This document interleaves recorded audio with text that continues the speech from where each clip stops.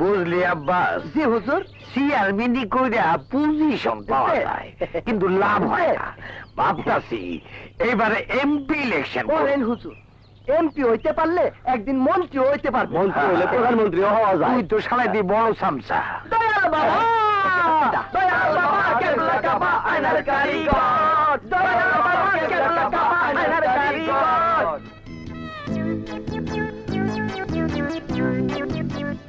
মাওলা মাওলা, চক্ষু বন্ধ করে দেখলো কেমনে?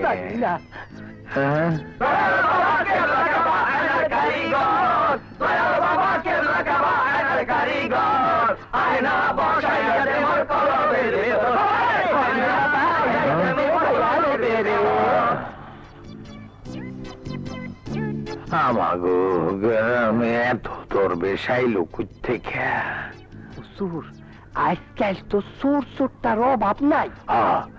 ঠিক কথা। এই কেডা তোমরা? তুই কে? নরাধম। নরাধম না, আমার নাম চৌধুরী আনোয়ার হোসেন। এই সালে আমার ডুবাই বাবা বাবা বাবা, আপনার পাটা আউগাইয়া দেন। এক পায়ে সালাম করলে লুলা হইয়া যায়, দুই পা আউগাইয়া দেন।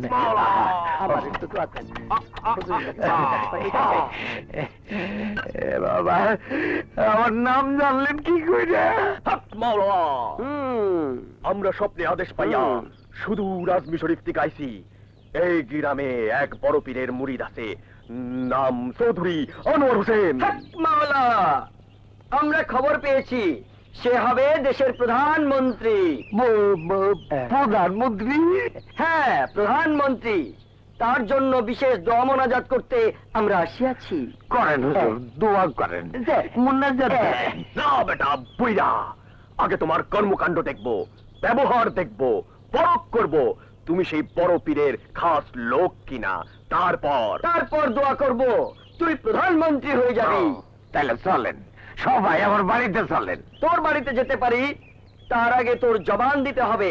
আমরা যা বলবো তাই তুই পালন করবি, তাইলে তুই প্রধানমন্ত্রী হয়ে যাবি। প্রধানমন্ত্রী? আপনারা যা বলবেন আমি সব করব, সব করব। বললি কেন?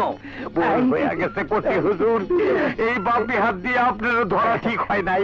আপনি ওই বুড়া হুজুরে বলেন তিনি যেন আমার জন্য খাস করে দোয়া করেন।